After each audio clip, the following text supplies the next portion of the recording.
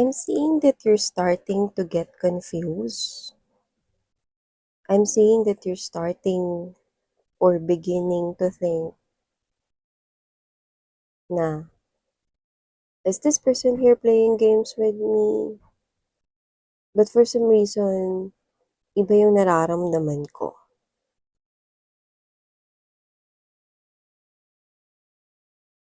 Alam mo yung parang iniisip mo that there could be some kind of tricks or there could be some kind of situation here na parang it's a fooling situation, no? Na parang you find it weird. You're thinking negative about the situation, but at the same time, contrasting naman yung nararamdaman mo. Hindi nagmamatch yung naiisip mo sa nararamdaman mo. Okay? Maybe you're thinking that someone here is playing tricks or playing games here with you, but for some reason, it's not how you feel. Let's see what's really going on here.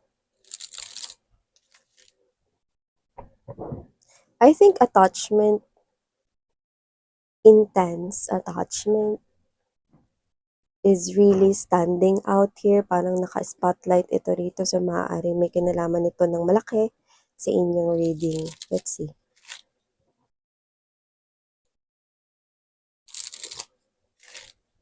Let's see what's going on here. Honey.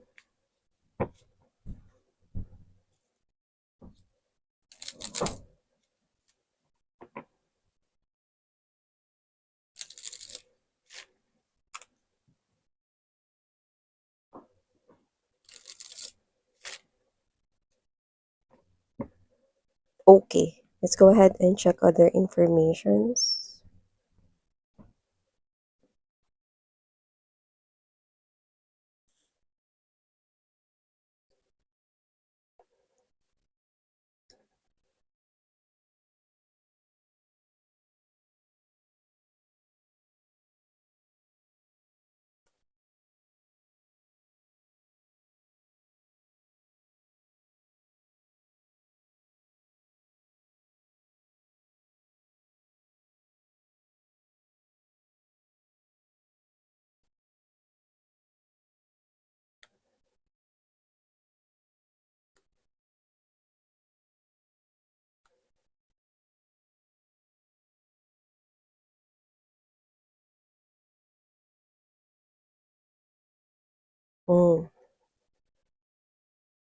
Okay.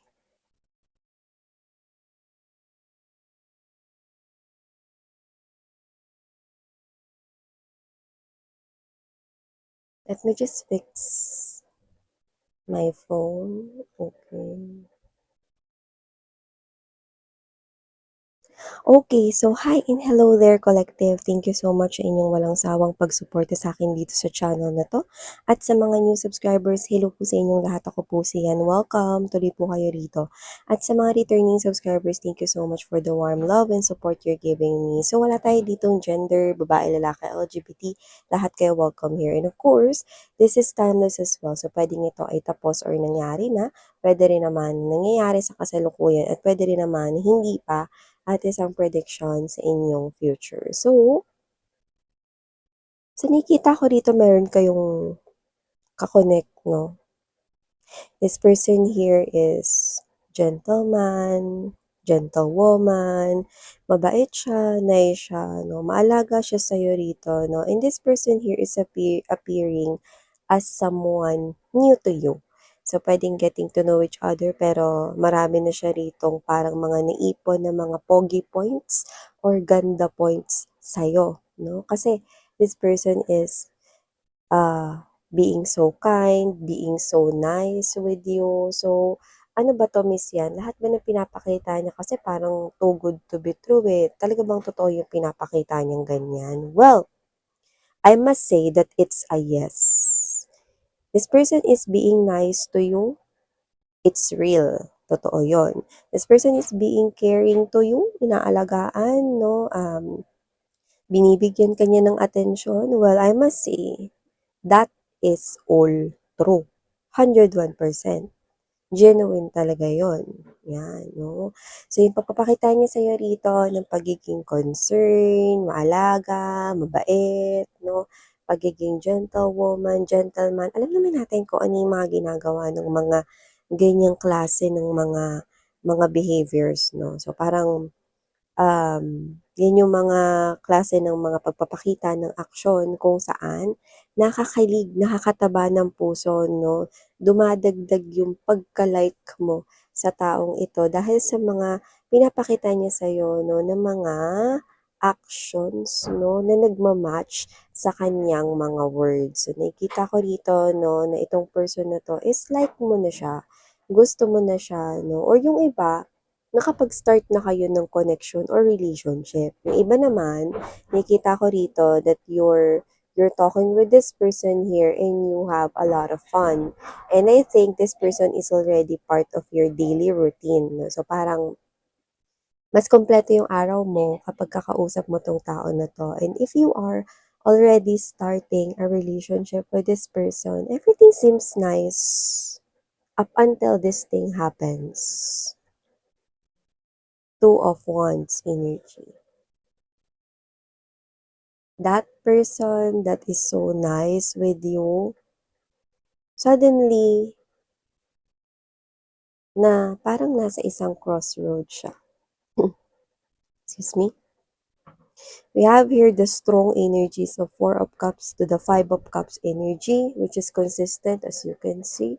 Four of Cups to the Five of Cups energy is an indication right here that this is something tuloy-tuloy, consistent. And it is related to this person's past.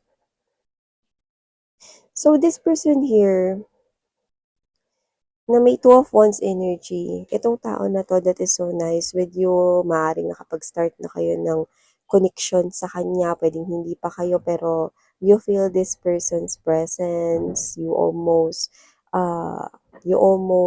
feel like that this is your person here because sobrang siyang mabait sa'yo, sobrang siyang maalaga, no? Sobrang pinapakita niya sa'yo rito na gusto ka din niya, no? And everything really, start to match, no, yung lahat ng mga needs mo and wants mo when it comes to commitment and a true relationship. But suddenly, all of a sudden, this person here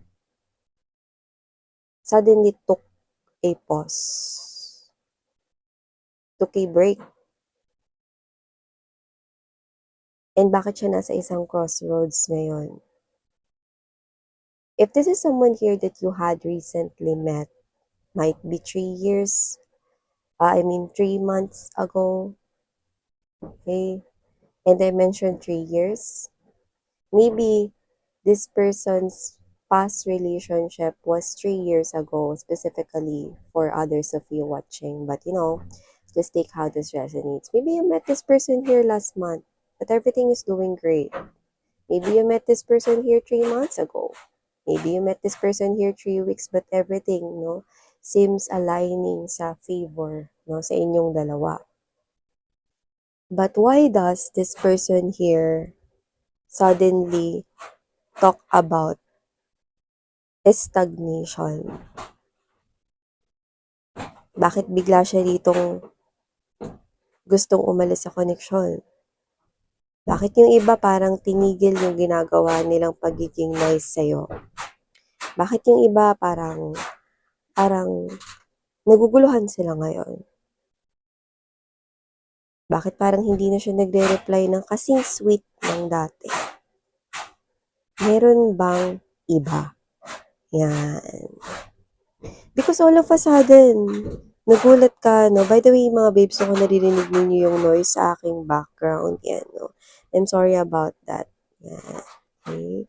So, thank you so much for your patience and understanding. So, going back here, nakikita ko rito na bakit bigla niyang itinigil yung ginagawa niya na yun. And the first thing that came or that will come into your mind is that may iba ba? Yan. May iba na ba siyang kausap? Ito ba yung strategy niya, miss yan? Yan ba yung mga strategy ng mga player na papaibigin ka, pagiging nice sa umpisa, tapos, pag nakahanap ng iba, babay na? Yan. Wala ma-say, wala akong kinakampihan dito. Pero this person here is wala siyang bagong nakilala. Kaya siya nagkakaganyan ay dahil itong person na to is still holding on too tightly sa kanyang past. I think this person here did not open up everything about his or her past relationship. This one, na recently lang yan naka-in relationship. I mean, naka-break up. Kung sino yung pinaka-recent niyang naka-break up, that person is still holding on to tightly to the one that he or she had lost. One, that person could be someone here not anymore physically present here on earth. Like let's say nag-depart na yon yung soul niya, no? Like it's a deceased loved one already. Pwedeng talagang ito ay namayapa, no? Or nawala na. So this person here still clinging on to their memories. Okay. So second scenario, because rejection is present here, maybe that ex of him or her is, decided to end their connection because pwedeng it's a lost love. Pwedeng nagmahal na ng iba yung person na yun. Pwede rin naman na fell out of love siya with this person here na kakonect mo ngayon. But whichever scenario na nagpo-fall ito, nakikita ko that this person connecting to you now is still clinging on too tightly with that past person. Six of Cups energy. This person here, full card, Eight of Cups in reverse. If we'll be given a chance to go back in time, then he or she will choose to go back in time. Okay? Kesa magstay sa inyo in this lifetime. Why? Because this person here is still in love 102% in that past lover of him or her. So, yung pagkakaroon ng adoration, pagiging nice niya sa'yo, that is all true. Kaso nga lang, hindi mo pa natutumbasan ang, ang pagkakaroon ng sobrang attachment nitong kakonect mo ngayon sa kanyang past. Because he or she loved that person so much that he or she almost forgot about himself or herself. So, ang mali lang dito is this person here, kumunik siya sa'yo nang sobrang nalulungkot siya na wala sa kanyang buhay yung kanyang ex. So what was that? Ginamit niya ba ako, Miss Yan, para hindi siya malungkot everyday? Well, you might think about that case. Okay? But this person here, he or she is not a bad person though. This person, hindi siya masamang tao. This person here is not really, ginamit ka to move forward here. But this person here is giving me the vibe that he or she likes you, yes. He or she starts to develop feelings for you, yes. But yung strong, yung pagka-strong ng feelings niya with his or her past lover, kung sino man yung nawala na yun sa buhay niya, no? This person here cannot accept that.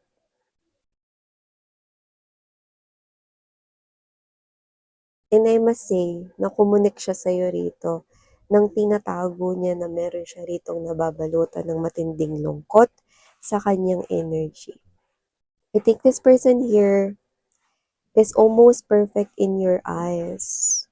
That's why this person here, hindi niya, siguro sinabi niya sa'yo yung tungkol sa ex niya na minahal niya na sobra, but you do not know every small details about that relationship. You do not know that this person here is willing to die for that ex of him or her. I use that as an example because yun yung sinasabi sa akin rito. This person connecting to you right now is willing to sacrifice himself or herself even if it means dying for that ex-lover niya. Maybe this person here tries to move on, but I do not really think that this is a bad guy here trying to play games with you. This person here starts to detach from you, or this person here starts to avoid you, talk to you. Pwedeng nakipag-break siya sa'yo, siya mismo. Because this person here starts to develop na talaga yung kanyang buong feelings para sa'yo. That's why I mentioned pa, 'di ba? 'Di ba sabi ko kanina, hindi mo pa nahihigitan yung pagmamahal na meron siya for that ex-lover. Pero merong potential na mahigitan mo yon. Kaso nga lang, ang hirap na hindi niya makalimutan yung past lover niya tapos kumokonek siya sa'yo. That's why all of a sudden, all of the beautiful things, gestures, actions this person is showing you, tinutuldukan niya. Maybe this is you were surprised, you were shocked, because this person here will communicate with you, then all of a sudden, Two of Swords energy, Six of Coins. Why is this person here suddenly starts to act weird? Everything seems so nice. Then sasabihin niya na gusto niya na hindi na kami magkita muna. Gusto niya muna rito mag-isip. Gusto niya muna rito na asikasuhin or i-prioritize daw yung ibang bagay. This person here is hiding something. This person here is actually protecting you from getting hurt because he starts to develop feelings, real feelings for you guys. This person here really do not want to hurt you. Maybe, maaaring yun yung una ninyong isipin, but that's not really the case. This person here is really trying to protect you. Pero gusto ko siya so much, Miss Yan. Yun yung sinasabi niyo sa akin rito. I like that person so much. Pwede bang may chance pa kaming dalawa? Well, there will be another chance na makalimutan niya yung ex niya. If I will let this person go, will this person come back to me one day? Well, I must say that with the Ten of Wands in reverse right here, Three of Cups, and there's the Three of Wands energy, if that is what you're asking, this person here, yeah, can be able to forget that person, that ex of him or her. But, medyo matagal ito. Are you willing to wait for this person here?